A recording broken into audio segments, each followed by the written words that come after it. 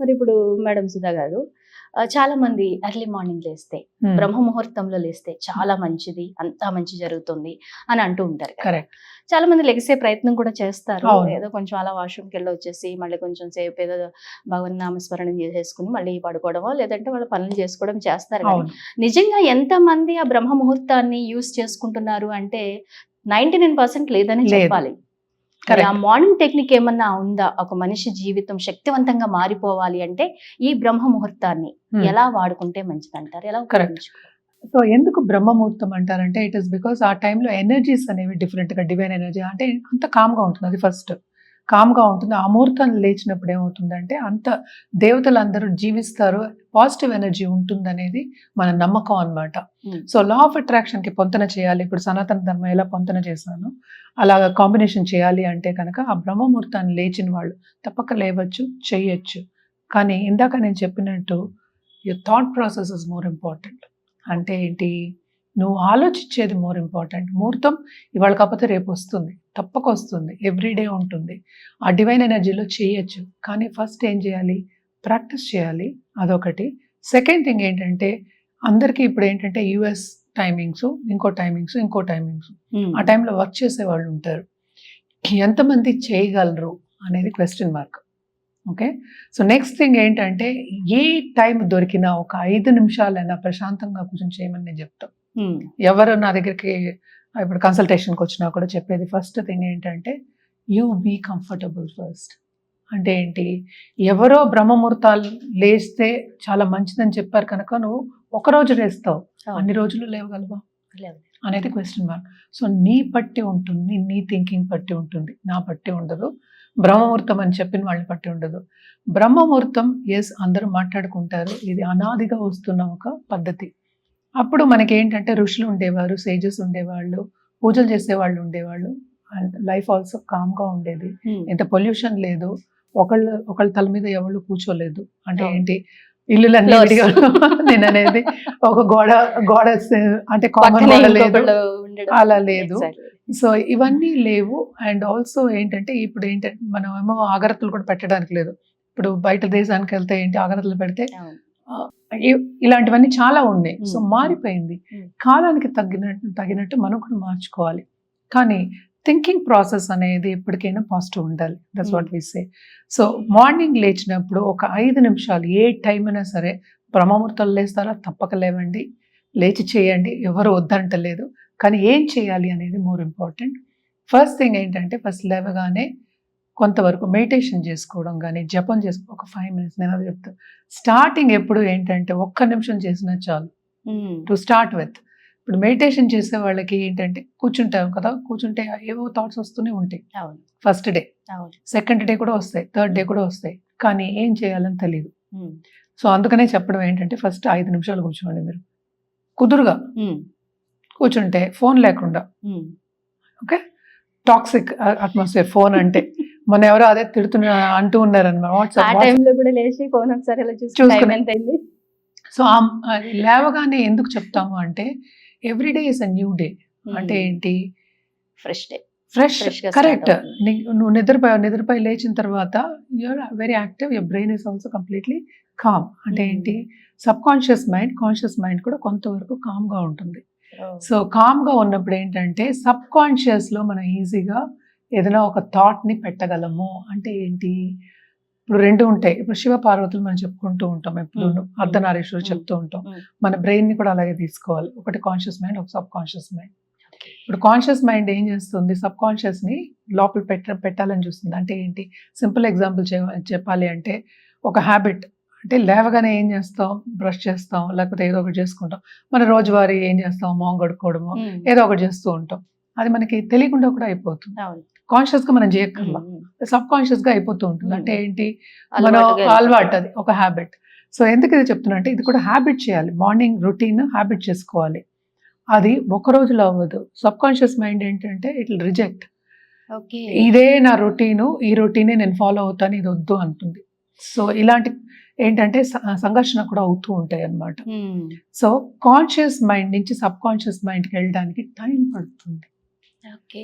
So ఏదైనా సరే, మన పూజలైనా సరే, ఒక జపం అయినా సరే, ఇంకోటైనా సరే ఇప్పుడు చదివే అనుకుందాం.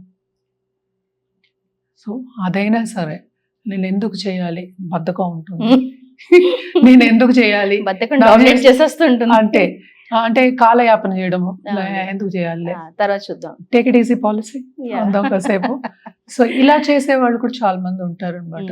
సో అందుకనే స్ట్రెస్ చేయడం ఏంటంటే, బ్రహ్మముహూర్తం అని నువ్వు స్ట్రెస్ చేస్తావు కనుక, ఎస్ బ్రహ్మముహూర్తంలే, నువ్వు ఒక రోజు లేస్తావు, రెండో రోజు నీ వెనకాతలు నేను ఉండలేను కదా, ఇంకోళ్ళైనా సంబడి ఎగ్జాక్ట్లీ. నీకు ఏం ఉందో తలుస్తావు, అదే నువ్వు కానీ చేస్తావు. మీరు అన్నట్టు సబ్ కాన్షియస్ మైండ్ లో కనుక వెళ్ళిపోతే వెళ్ళిపోతే. అల్లారం కూడా అవసరం లేకుండా లేసుకుంటాం. ఇప్పుడే నేను అంతే లేసుకుంటాం. లేచిపోతాం. అదొక ఏంటంటే ఒక రొటీన్ కింద అవుతుంది. Yes. So it has to become a habit. So నువ్వు మార్నింగ్ రొటీన్ అన్నావు కనుక ఫస్ట్ హ్యాబిట్ ఫార్మేషన్ అనేది very important. So law of attraction మొత్తం నేర్పేది ఇది హ్యాబిట్ ఫార్మేషన్. సనాతన ధర్మం నేర్పేది కూడా అదే. నేను ఇందాక కూడా అదే చెప్పాను నీకు. సో మొత్తం హ్యాబిట్ ఫార్మేషన్ నేర్పుతోంది మనకి. ఎందుకని నేర్పుతోంది అనేది మోస్ట్ ఇంపార్టెంట్. అంటే నువ్వు పడుకునేప్పుడు కూడా నువ్వు మళ్ళీ మంచిగానే అలాగే ఉండాలి. నువ్వు లేచినప్పుడు ఎలా ఉన్నావో పడుకున్నప్పుడు కూడా అలా ఉండాలి. అంటే ఏంటి, సమత్వం అనేది చూపిస్తోంది. సో ఫస్ట్ ఎందుకు చెప్తారు మార్నింగ్ రొటీన్ ఇంపార్టెంట్ అంటే, it is because of that. So morning లేవగానే ఒక 5 నిమిషాలు నీకు ఇష్టం, నీ ఏ ఇష్టం అయితే అదే మెడిటేషన్ చేసుకో, జపం చేసుకో, ఎక్సర్సైజ్ చేసుకో, యోగాసనాలు వేసుకోవచ్చు, ఏదైనా చేసుకో. 5 నిమిషాలు 5 minutes చేసుకో చాలు. దాని తర్వాత నెమ్మదిగా నీ కార్యక్రమాలు నువ్వు చేసుకో.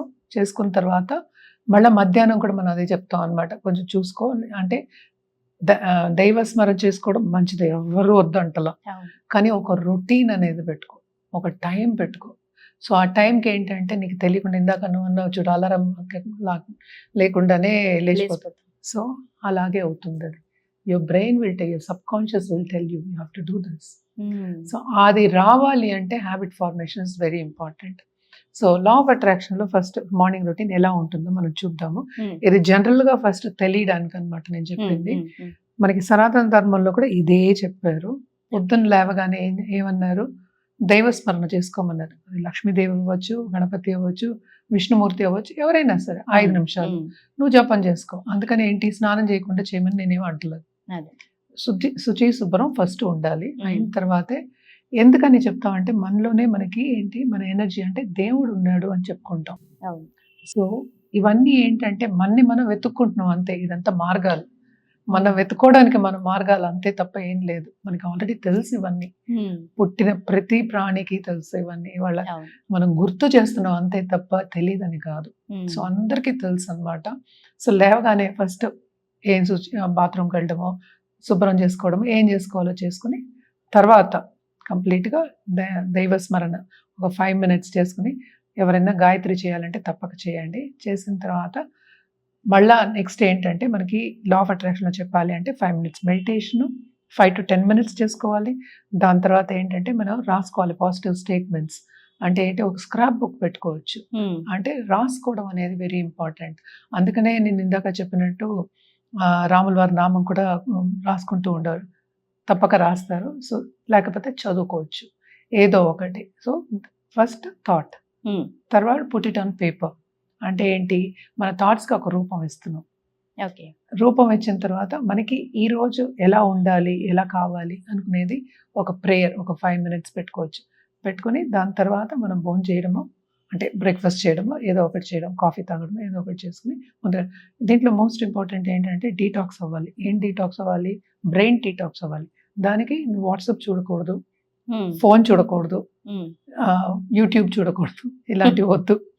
సో ఇవన్నీ లేకుండాను ఫస్ట్. తర్వాత నలుగురితోనూ కలిసి ఉండడం, అంటే ఏంటి, మాట్లాడడం. కానీ ఎన్ని చేయమన్నా చేయడానికి మనుషులు రెడీగా ఉన్నారు, కానీ ఆ ఫోన్ ఏదైతే అన్నారో అది చాలా కష్టంతో కూడుకున్న విషయం. అవును, కరెక్టే. అది ఫస్ట్ రోజు కొంచెం కష్టం అనిపిస్తుంది. అందుకే ముందే నేను ఎక్స్ప్లెనేషన్ ఇచ్చాను. ఫస్ట్ రోజు చాలా కష్టంగా ఉంటుంది, తర్వాత నెమ్మదిగా అలవాటు అవుతుంది. ఫోర్స్ చేయాలి అంటే ఏంటి, రెసిస్ట్ చేయకుండా. ఇట్లాగా ఇప్పుడు ఎక్సర్సైజ్ చేస్తారు చాలా మంది, నేను చూస్తా, ఇట్లా ఇట్లా ఇట్లా అంటూ ఉంటారు. అదేం ఎక్సర్సైజ్, చేస్తున్నాంలే అన్నట్టుగా రెసిస్ట్ చేయాలి. దాన్ని రెసిస్ట్ చేస్తే గానీ మనకేంటంటే కంట్రోల్ ఉండదు. మన మీద మనకి కంట్రోల్ లేనప్పుడు పక్క వాళ్ళు వినాలి అంటే ఎట్లా వింటారు అన్నమాట, వినరు కదా. సో ఏదైనా సరే మన లైఫ్ మనం కంట్రోల్కి తెచ్చుకోవాలి. సో దానికే మనం మార్నింగ్ రొటీన్ ఏమో ఎప్పుడు చెప్తాం. కానీ మోస్ట్ ఇంపార్టెంట్ ఇక్కడ ఏంటంటే బ్రేక్ఫాస్ట్ టైంలో అందరితో మాట్లాడడం, సన్నిహితంగా ఉండడం అంటే ఫ్రెండ్లీగా ఉండడం. సో ఎందుకంటే మనకి అన్నీ చెప్తాం, రిలేషన్షిప్ ఇస్ ఆల్సో ఒక వెల్త్. నేను ఇందాక చెప్పాను, మన సనాతన అదే చెప్పారు, అవును. నలుగురితో చక్కగా ఉండమన్నారు. అందుకని వాళ్ళని మార్చమని చెప్పలే, మనం మార్చుకోలేం, పక్క వాళ్ళని మారుస్తాం. వెరీ సింపుల్ అదే. సో రొటీన్ అనేది ఫాలో అవ్వచ్చు. దీనికి అఫర్మేషన్స్ చెప్పుకోవచ్చు. నేను చెప్పినట్టు 5 నిమిషాలు విజువలైజేషన్ అంటే ఏంటి, నేను జపం చెప్పింది ఏంటి, విజువలైజేషన్, అఫర్మేషన్. తర్వాత నీకు ఏంటంటే సెగ్మెంట్ ఇండెంటింగ్ అని ఉంటుంది. అంటే సెగ్మెంట్ ఇండెంటింగ్ అంటే ఏంటి, ఇది కొంచెం లోతైన ఒక సబ్జెక్టు. సెగ్మెంట్ ఇండెంటింగ్ అంటే ఇది మార్నింగే చేయాలి. ఈ మార్నింగ్ రొటీన్ ఈ 3 చేసుకుంటే మంచిది అనమాట. ఇవన్నీ చేయాలి. ఎక్సర్సైజ్ అనేది ఆల్సో ఇట్స్ వెరీ ఇంపార్టెంట్ దీంట్లో.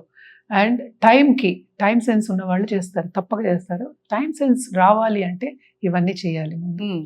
సో సెగ్మెంట్ ఇండెంటింగ్ అంటే ఏంటి, నేను ఈ టైంకి ఇది చేసుకుంటాను, ఈ టైంకి ఇది చేసుకుంటాను, ఈ టైంకి ఇలా అవ్వాలి. ఎందుకు ఇవన్నీ చెప్తున్నావు అంటే it is because you are creating your life with the creator. Law of attraction చెప్పాలి అంటే అంటే యు ఆర్ ఎ క్రియేటర్. అంటే నీ లైఫ్ని నువ్వు క్రియేట్ చేసుకుంటున్నావు. దానికి habit formation it will start only in the morning. So that's what we talked about. అంటే అదే మాట్లాడాం మనం ఇప్పుడు. So you are a creator. First you have to recognise that. అంటే ఏంటి, ఇవన్నీ చేసినప్పుడు నీ నమ్మకం అనేది బలంగా ఉంటుంది. అంటే ఏంటి, నీ నమ్మకం ఎప్పుడు బలంగా ఉందో నీ లైఫ్ అలాగే ఉంటుంది. చెప్పడం ఈజీయే, చాలా కష్టం, చాలా కష్టం, చాలా నిగ్రహం కావాలి దీనికి. మనం మాట్లాడుకుంటూ ఉంటాం కదా, ఎప్పుడు సంతు అంటే కబీర్ ఉన్నారు, వాళ్ళు సంతులు ఉన్నారు, మంది ఉన్నారు, సాధువులు ఉన్నారు. వాళ్ళందరూ కూడా ఏంటి ఎలా చేస్తారు, ఇలాగే అంటే ఏంటి, ఎదురుకుండా కూర్చుని వాళ్ళు దైవస్మరణ చేస్తుంటే అక్కడ పనులు అయిపోయాయని కూడా అంటే పాండురంగ మాధ్యంలో కూడా చూపించున్నారు. అంటే ఎలా అవుతున్నాయి, మనమే చేస్తున్నాం కానీ సబ్ కాన్షియస్గా ఏంటంటే అయిపోతున్నాయి అన్నమాట. దేవుడు దిగొచ్చి చేయడం కాదు. ఇప్పుడు దేవుడు అంటే ఏంటి, ఎనర్జీ అంటే, డివైన్ ఎనర్జీ అంటే ఏంటంటే, సింపుల్ ఎగ్జాంపుల్ చెప్పాలి అంటే కనుక, సపోజ్ నువ్వు ఒక బాధలో ఉన్నావు, లేకపోతే నీకు దారి కనిపించట్లేదు, ఏవో ఉంటాయి బాధలు, ఏవో ఉంటాయి కదా, లైఫ్ అన్నాక నీకు బాధలు లేకుండా ఎట్లా ఉంటాయి. ఎవరో ఒకళ్ళు వచ్చి నీకు మంచి సూచన చెప్పారు అంటే నువ్వు అనుకోలేదు వాళ్ళు వస్తారు అని, ఎవరో వచ్చారు, వాళ్ళు దారి చూపించారు, వాళ్ళు దేవుళ్ళే అయ్యారు. Exactly correct. సో అలాగే ఇప్పుడు సపోజ్ హయగ్రీవ ఉన్నారు, లేకపోతే మనం కంతారా చూసాము దాంట్లో. సో వాళ్ళందరూ ఎవరు, ఆ దేవుళ్ళు, వాళ్ళు దారి చూపించారు ఆ టైంకి. సో వాళ్ళందరూ దేవుళ్ళు. అందుకని మనకి 30,000 కోట్ల, నాకు ఇది నంబర్ అయితే ఎగ్జాక్ట్గా తెలియదు, ఇంత దేవుళ్ళు ఉన్నారు. అందరూ ఒకటే, ఎవరైనా ఏ రూపమైనా రావచ్చు. మనకి సనాతన ధర్మంలో నేర్పినది అదే. చాలా మంది డిఫరెంట్ రిలీజన్స్ వాళ్ళు అడుగుతారు, ఎందుకు మీకు ఒక్కళ్ళే లేరు. మనకున్నది ఒక్కళ్ళే. మనం రూపం ఇచ్చాం, మనం రూపం ఇచ్చాము, మనం కొలుస్తున్నాము. మనకే కాదు అందరికీ ఉన్నది ఒక్కడే. అందరూ అదే చెప్తున్నారు. రిలీజన్ అడుగుతారు, అందరికీ ఉన్నది ఒక్కడే. అదే 30,000 కోట్ల దేవతలు ఉన్నారు, ఇంతమంది దేవుళ్ళు ఉన్నారు, అందరూ ఒక్కళ్ళే.